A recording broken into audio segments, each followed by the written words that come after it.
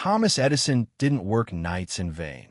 Discover his secret of sleepless productivity. Have you ever stayed up late into the night, caught in a whirlwind of ideas, only to wonder if those moonlit hours might hold some hidden genius? Have you read stories about legendary inventors or entrepreneurs, people like Steve Jobs, Nikola Tesla, or Elon Musk, who claim to unlock their best innovations when the rest of the world sleeps? If so, you're not alone. This fascination with the power of the night has swirled around creative minds for centuries, but few epitomize that mystique more than Thomas Edison, the man who quite literally turned night into day with his incandescent light bulb. Yet here's what most people don't realize. Edison's mania for late-night tinkering wasn't just about convenience or showmanship. He believed those quiet hours harbored a special kind of focus, an almost magical zone of productivity.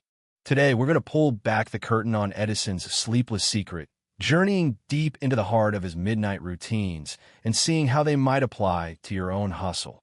No matter if you're an inventor, an artist, or just someone longing to harness those fabled hours for a bit of brilliance. Stay with me until the end, because I'll share an actionable method, gleaned from Edison's patterns in modern research, that promises to give you a productivity boost without sacrificing your sanity. And yes, that might mean you never look at your bedside clock the same way again.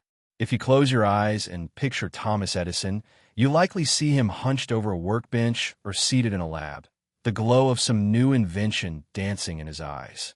He was the quintessential American inventor, prolific, relentless, and unapologetically confident in his mission to modernize daily life. Born in 1847, Edison garnered over 1,000 patents, transforming everything from lighting to sound recording to motion pictures. But behind every famous demonstration or product launch, there lurked hundreds of nightly hours spent experimenting. This man's schedule would baffle most of us.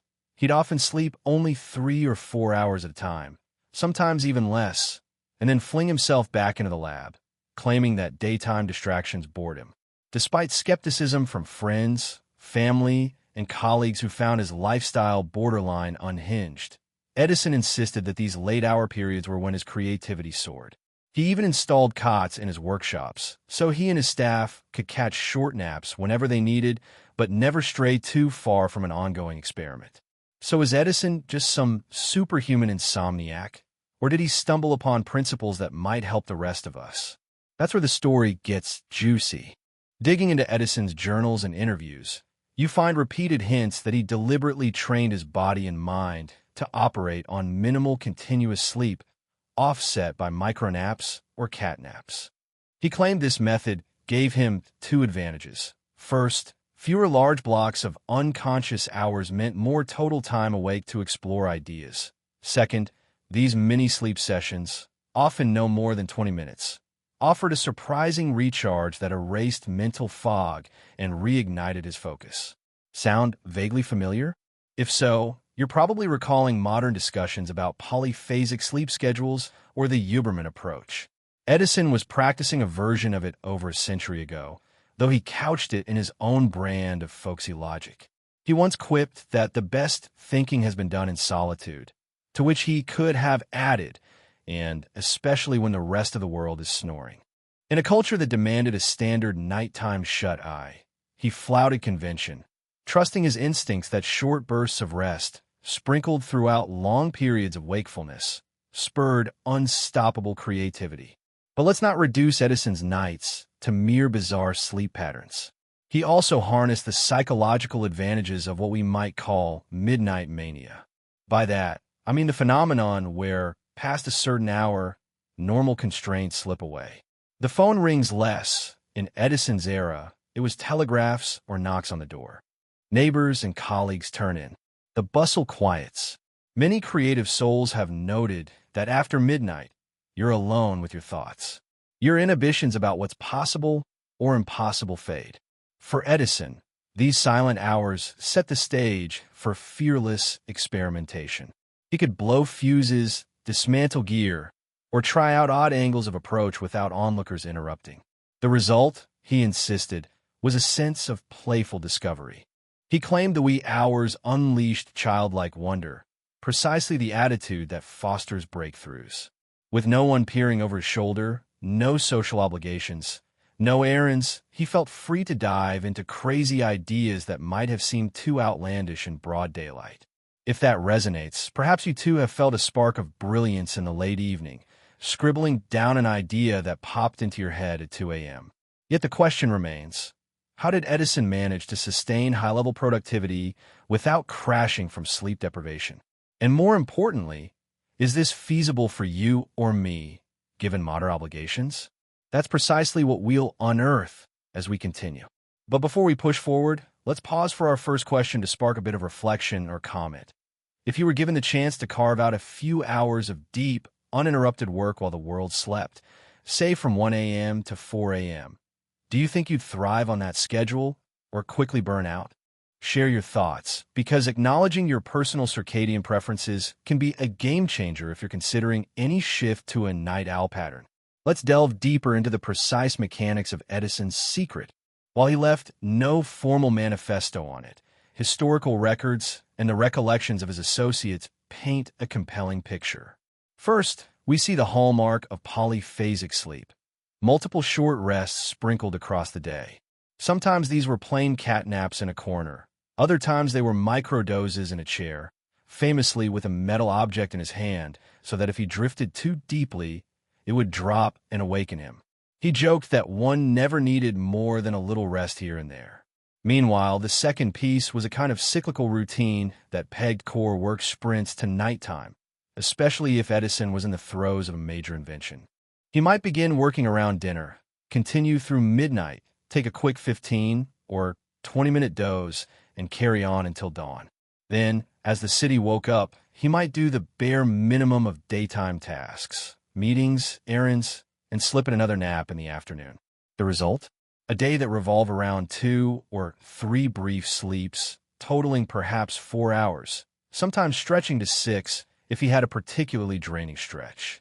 This unwavering pattern let him accumulate more hours of actual lab work per 24-hour period than a typical 9 to 5 worker, albeit at the cost of a more chaotic social life. Why, you might ask, did this approach breed such creative success and not just meltdown from exhaustion? Modern neuroscience can help clarify.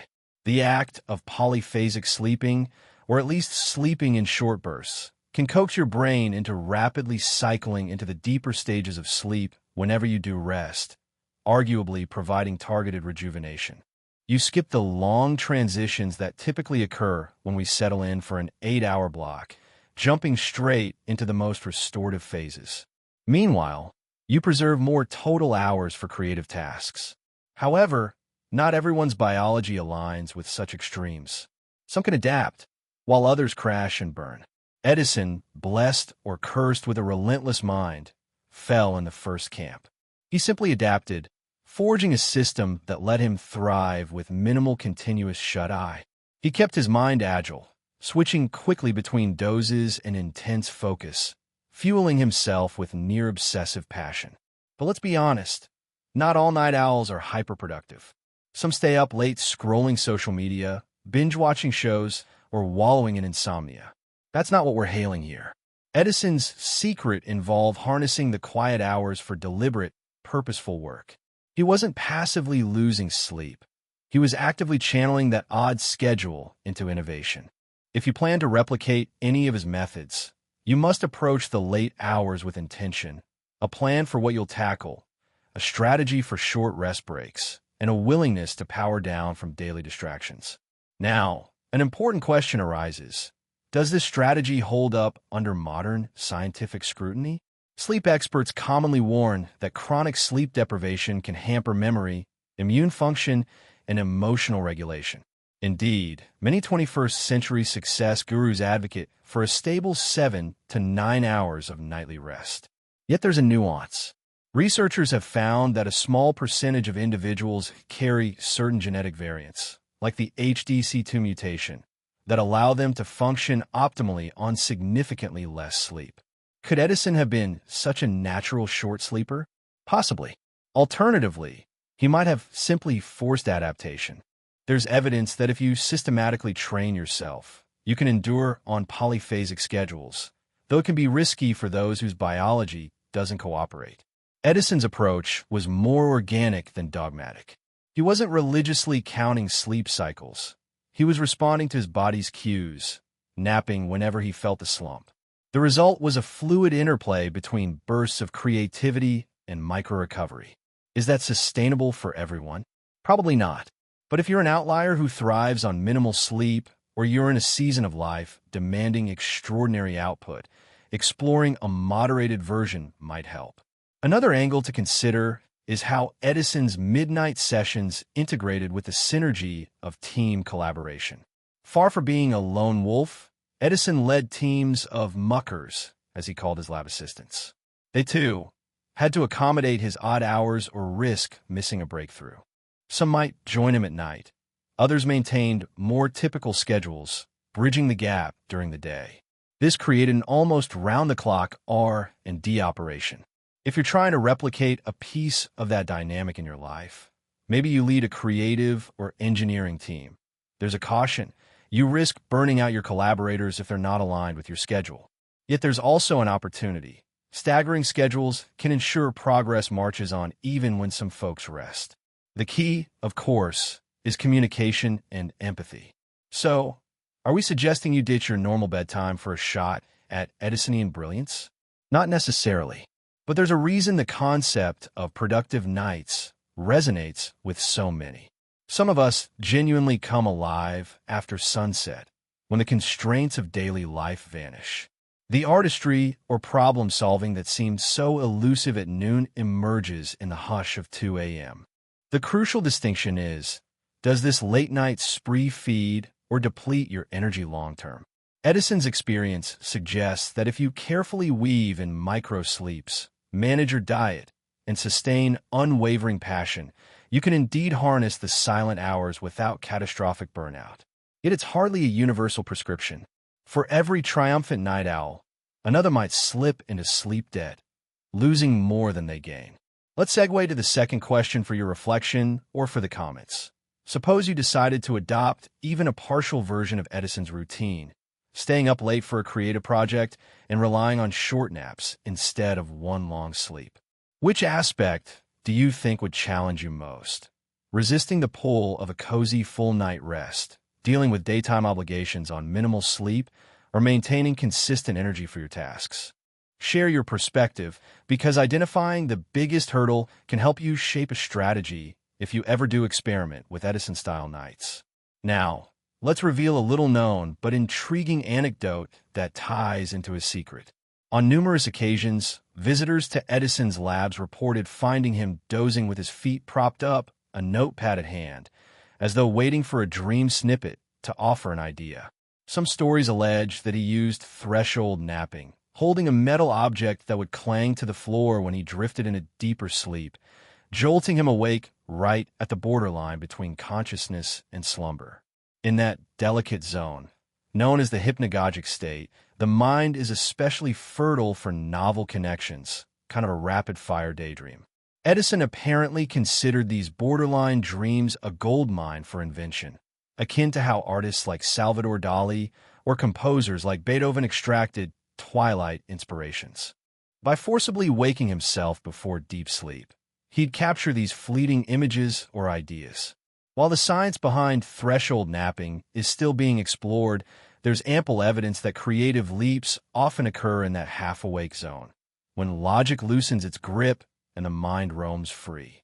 If that trick worked for him, it might just offer you a new tool for brainstorming or problem-solving, though it's not for the faint of heart, as it can lead to abrupt awakenings that might jar your system. But how did Edison handle the glaring discrepancy between his midnight mania and the rest of society's 9 to 5 norms? Simple. He built an empire. He was the boss, so to speak, able to set the lab schedule. He convinced or compelled his employees to adapt. Most of us, locked into day jobs or family routines, can't impose the same. So we adapt in smaller ways.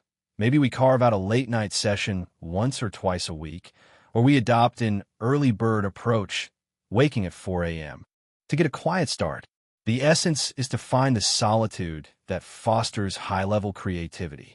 In that sense, the Edison method becomes more about the principle of harnessing unusual times for depth work, rather than dogmatically copying his entire schedule. He used nights. If your body can't handle nights, maybe dawn suits you better.